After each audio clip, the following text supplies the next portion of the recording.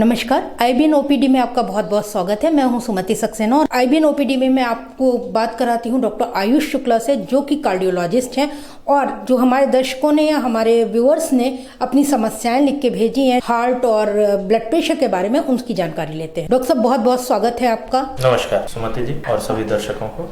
Doctor साहब, ये patient हैं देवरिया के। इनका कहना है मैं बीपी की दवाएं रेगुलर खाता हूँ, इस समय मेरा बीपी 150/90 है, मुझे क्या करना चाहिए? इनका सवाल जायज़ है और इनकी चिंता जायज़ है, क्योंकि ये बीपी के पेशेंट हैं और मैं कहूँगा अच्छे पेशेंट हैं जो ये अपना बीपी रेगुलर नापते रहते हैं, जो कि बीपी के मरीजों में बड़ी ज़रूरी चीज़ है। और 150/90 हमारी प्रिस्क्राइब्ड रेंज से ये ज़्यादा बीपी है। आमतौर पे ये 140/90 से कम 130/80 के आसपास रहे तो बेहतर है जी। इसलिए ये बीपी चूँकि इनका शूट हुआ है ऊपर की तरफ, तो ज़रूरी है कि ये खाने में यदि नमक की मात्रा बढ़ गई हो उसको कम करें, थोड़ा योगा प्राणायाम करें, दवाइयाँ रेगुलर टाइम से टाइम पे लें, और बावजूद उसके यदि इनका बीपी बढ़ा रह रहा है तो फिर उनमें दवाइयों में परिवर्तन की आवश्यकता होगी। तो जिस भी डॉक्टर को दिखाते हैं उससे संपर्क करें। दूसरा सवाल उठाते हैं डॉक्टर साहब। ये सवाल है हमारे गोरखपुर का। इनका कहना है मैं चलते समय मेरे सीने में बाईं तरफ दर्द होता है, और क्या ये दिल की तकलीफ हो सकती है?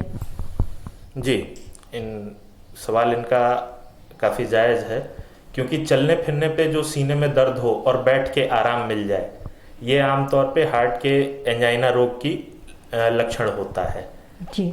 और हार्ट की मसल को जब ब्लड नहीं मिल पाता, जब ज़रूरत बढ़ जाती है चलने फिरने पे, तो यह पेन उठता है। तो इनको किसी कार्डियोलॉजिस्ट को दिखाना चाहिए, ईसीजी और अन्य जांचें जो वह बताएं वो करानी चाहिए। जैसे आपने बताया एंजाइना, एंजाइना होता क्या है? जी, एंजाइना एक ग्रीक शब्द है जिसमें कि उसका मतलब होता है crying of the myocardial muscle या क्राइंग ऑफ मसल। ओके। तो जब हमारी हृदय की मांसपेशियों को खून चाहिए ज़्यादा, जितना उसको रेस्टिंग में मिल रहा है उससे ज़्यादा चाहिए जब वो कोई काम करेगा जी, और वो ना मिल पाए किसी वजह से, वो वजहें क्या हो सकती हैं, जिसमें सबसे कॉमन होता है कि हृदय की धमनियों में ब्लॉकेज होना। वो ब्लॉकेज क्लॉट बनने से, वो ब्लॉकेज कोलेस्ट्रॉल जमा होने से ये सप्लाई अवरोधित होती है जी। और जब उसको खून नहीं मिलता तो वहाँ की मांसपेशी चिल्लाती है, और वो चिल्लाना हमें कैसे महसूस होता है? दर्द की तरह से। दर्द की तरह से। वह दर्द आमतौर पे सीने में बाईं तरफ और किसी एक तरफ हाथ में रेडिएट होता है। ऐसा होने पर इसको पेन को एंजाइना कहते हैं। या केवल बाईं तरफ? नहीं, दोनों हाथों में हो सकता है। दोनों हाथों जी। में। एक क्वेश्चन है सर, ये कानपुर का है। इनका कहना है मेरे पिताजी को पेस मेकर लगा है, इसका ख्याल कैसे रखना है? जी, पेसमेकर आमतौर पे लगाया जाता है हार्ट ब्लॉक की कंडीशन में। जैसा मैंने अभी एंजाइना बताया, वह धमनियों की बीमारी है। यह हार्ट के इलेक्ट्रिक सप्लाई की बीमारी होती है हार्ट ब्लॉक। जी। बिजली जब बनती है उस रेट के हिसाब से हार्ट धड़कता है, उस तारों में कहीं अवरोध होने की वजह से हार्ट ब्लॉक होता है, जिससे बेहोशी, चक्कर, ये सारी चीज़ें होती हैं, और इसका एकमात्र इलाज पेसमेकर होता है। जब पेसमेकर लगा दिया जाता है तो इनिशियल कुछ दिनों के बाद आमतौर पे उसमें कोई तकलीफ नहीं होती है ज़्यादातर केसेस में। बावजूद उसके 4 महीने, 6 महीने, 12 महीने, जैसा आपका डॉक्टर जिसने पेसमेकर लगाया है जैसे जैसे बताया है उसको दिखाना चाहिए। आमतौर पे ईसीजी होता है, साल में एक बार पेसमेकर की कंपनी द्वारा जांच होती है कि उसकी बैटरी चूंकि होती है तो बैटरी की क्या लाइफ बची है, कहीं उसमें कोई प्रॉब्लम तो नहीं आ रही है, पता चलता रहता है। ये हैं इलाहाबाद के, इन्होंने बोला है, मतलब इनका क्वेश्चन है कि हमें चलने फिरने पे और सीढ़ी चढ़ने में सांस फूलती है, क्या मुझे हार्ट की कोई प्रॉब्लम हो सकती है? जी, आमतौर पे जो मैंने एंजाइना बताया वो जैसा बताया कि हृदय की धमनियों में रुकावट से होता है। जी। ये तो एक बीमारी हो गई। एक होता है हार्ट फेलियर, मतलब हार्ट की जो मसल है वो एक तरह का पंप है, वो पंप करता है खून तो सारा शरीर में जाता है। यदि उस पंपिंग में कमजोरी आ जाए, जिसको हम इजेक्शन फ्रैक्शन आमतौर पे बोलते हैं, वो यदि कम हो जाए तो हार्ट को जब ज़रूरत से ज़्यादा काम करना है तो वो नहीं कर पाता, और वो पानी वह जो इकट्ठा होने लगता है खून एक तरह से पीछे, जब आगे पंप नहीं करेगा तो पीछे इकट्ठा होगा, फेफड़ों में इकट्ठा होता है तो वह सांस फूलती है। जी। इसको हार्ट फेलियर का मेन सिम्टम माना जाता है। ओके। तो यदि इस तरह की चीज़ें होती हैं तो डॉक्टर को दिखाएं, अपना वो जांचें करेंगे, ईसीजी, एक्सरे, इको, और उसमें पता चलेगा उसका कारण क्या है। सर, ये इलाहाबाद से हैं। इकोकार्डियोग्राफी और टीएमटी की जांच क्या होती है और ये किससे करानी चाहिए? जी देखिए, इकोकार्डियोग्राफी आजकल काफ़ी कॉमन जांच हो चुकी है जी। और जैसा मैंने बताया, यदि किसी की सांस फूल रही है या आमतौर पे कोई भी हार्ट का प्रोसीजर होना है, उससे पहले ये इकोकार्डियोग्राफी कार्डियोलॉजिस्ट द्वारा की जाती है। जी। इसमें हार्ट की एक तरह का अल्ट्रासाउंड समझिए इसको हार्ट का। इसमें हार्ट की पंपिंग कितनी है, वॉल्व का स्ट्रक्चर कैसा है, वॉल्व की फंक्शनिंग कैसी है, हार्ट के पर्दों में कहीं कोई सुराख तो नहीं है, दिल की झिल्ली में पानी तो नहीं भरा, ये सारी चीज़ें इस इकोकार्डियोग्राफी से अच्छे से पता चल जाती हैं। टीएमटी जहाँ तक है वो ट्रेडमिल टेस्ट, वो आपकी कार्य क्षमता देखने के लिए टेस्ट होता है कि ये जो आप नॉर्मल चल रहे हैं, आपको कोई तकलीफ नहीं है। जब आपको हम तेज़ दौड़ाएंगे मशीन पे, उस समय आपके ईसीजी में कैसा बदलाव आता है, तो इससे कई बार छुपी हुई बीमारी निकल के आती है। सर, एक और पेशेंट है, इनका पूछना है हार्ट अटैक क्या होता है? जी, ठीक सवाल है और इस बारे में मैं आपको बताऊं सुमति जी, बहुत भ्रांतियां हैं और हार्ट अटैक ऐसी बीमारी है जो जानलेवा होती है और इसके बारे में आम लोगों को जागरूक करना बहुत ज़रूरी है। जी। हार्ट अटैक, जैसे बताया मैंने, धमनी में रुकावट, यदि यह सडन होती है, अचानक से आपकी ब्लॉकेज बढ़ जाए, वहाँ क्लॉट जमा हो जाए, तो खून की पूरी सप्लाई रुक गई, जिस एरिया को वो सप्लाई कर रहा था वो डेड होने लगता है और आमतौर पे 6 घंटे 8 घंटे में वो क्षति इतनी हो जाती है कि वह फिर अपूर्णीय होती है, वो वापस नहीं की जा सकती कुछ भी करके। तो हार्ट अटैक यानी अचानक से सीने में दर्द उठे, पसीना आए, बेहोशी आ जाए, बीपी लो हो जाए, तुरंत डॉक्टर के पास जाना चाहिए। उसको गैस समझ लेते हैं हमारे देश में लोग, काफी लोग, और उस चक्कर में बहुत नुकसान हो जाता है। जी। भाई डॉक्टर पास जाइए, गैस होगी तो वो देगा इलाज, वापस करेगा आपको, पर नहीं होगी तो कम से कम मौके पे इलाज तो मिल जाएगा। तो वो ब्लॉकेज जो अचानक होता है और आगे का एरिया जो डेड हो जाता है, उसको हार्ट अटैक कहते हैं। दिल्ली से है, इनका पूछना है कि हार्ट अटैक के पेशेंट को एहतियात क्या करनी चाहिए? जी, अब ये हार्ट अटैक का एहतियात 2 तरह से है, तुरंत डिस्चार्ज के समय और फिर लंबे समय पे। तुरंत हार्ट अटैक हुआ, लेट जाइए, कोई काम ना करिए और डॉक्टर के पास पहुंचिए, वो अपना इलाज जो भी करेंगे मौके पे वो किया जाएगा। डिस्चार्ज के बाद आने वाले 2 हफ्ते 1 महीने तक बहुत वजनी काम करने की जरूरत नहीं, अपना खाना पीना नहाना धोना इतना कर सकते हैं और उसके बाद डॉक्टर की सलाह के हिसाब से अपना काम वापस शुरू करें। कितनी सीढ़ी चढ़नी है, कितना काम करना है, यह डॉक्टर आपकी उस समय की स्थिति देख के डिसाइड कर दें। सर, आगरा से एक दर्शक है, पूछ रहे हैं एंजियोग्राफी और एंजियोप्लास्टी और स्टंटिंग क्या होती है? एंजियोग्राफी वह धमनी में कितना ब्लॉकेज है जी, यह जानने के लिए की जाती है।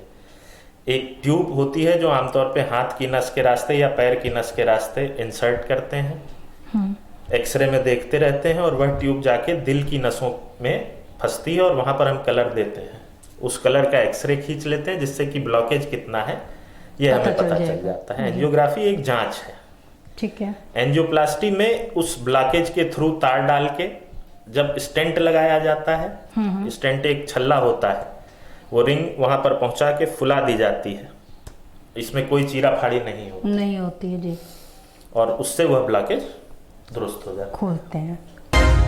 हरिद्वार के पेशेंट हैं, इनका पूछना है योगा और प्राणायाम का हार्ट पेशेंट को क्या बेनिफिट हो? आमतौर पे हम डॉक्टरों, एलोपैथ के डॉक्टरों से भी ये चूक होती है कि हम लोग इन चीज़ों पर बहुत स्ट्रेस नहीं देते, फोकस नहीं देते, क्योंकि इस बारे में हम लोगों ने गहराई में पढ़ा नहीं होता है जी। मगर योगा और प्राणायाम किसी भी आम आदमी को जिस तरह से फ़ायदा देते हैं, उससे ज़्यादा फ़ायदा हार्ट के पेशेंट को देते हैं। बस ध्यान रखना है कि हर तरह का योगा या हर तरह का प्राणायाम जो बहुत फोर्सफुल हो वो नहीं करना चाहिए, या करना है तो किसी के सुपरविजन में करना चाहिए। और योगा प्राणायाम से भाई ऑक्सीजन की सप्लाई शरीर को दुरुस्त होती है, स्ट्रेस रिलीव होता है, नींद अच्छी आती है, भूख अच्छी लगती है, तो ये सारे फायदे हार्ट के पेशेंट को बहुत फायदा पहुंचाते हैं। ललितपुर झांसी से, इनको कहना है मुझे स्टेंट पड़ चुका है, क्या इसे बदलवाना होगा या इसका कोई लाइफ होती है?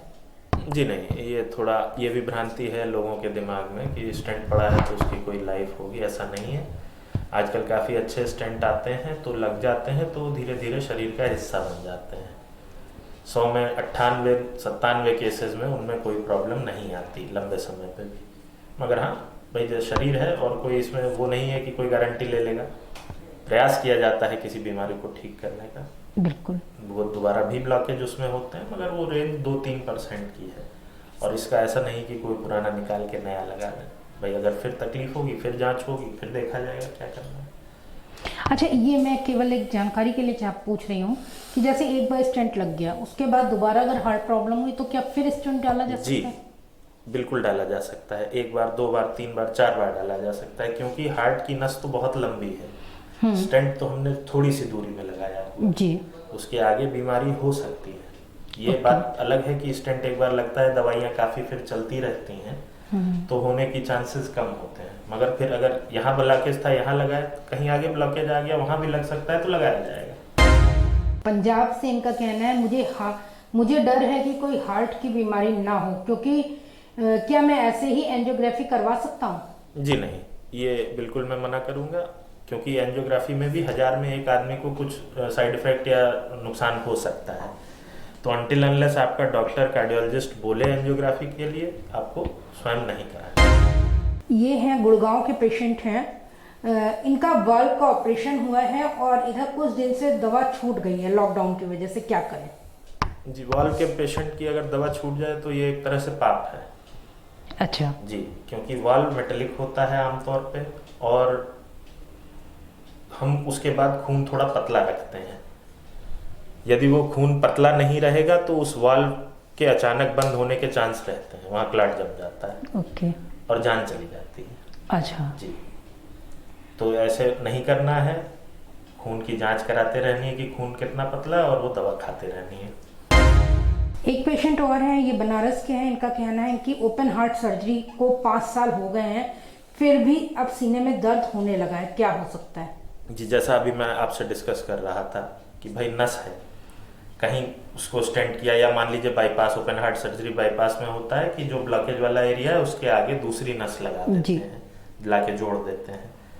मगर उस बाईपास में, उस ग्राफ्ट में या और नसों में ब्लॉकेज बढ़ सकते हैं, और फिर से उसमें प्रॉब्लम हो सकती है। हम लोगों ने कई बार बाईपास के बाद भी स्टेंटिंग की है, बाईपास के बाद भी दोबारा बाईपास हुआ है।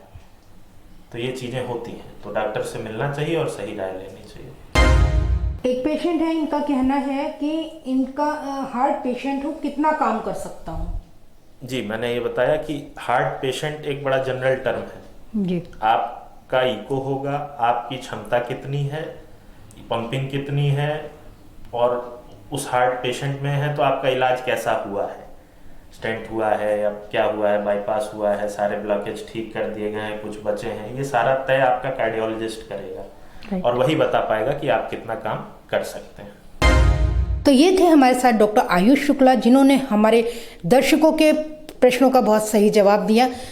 अगली ओपीडी में फिर आपसे मुलाकात होगी नई बीमारी से, नए लोगों के क्वेश्चन से। तब तक देखते रहिए IBN भारत।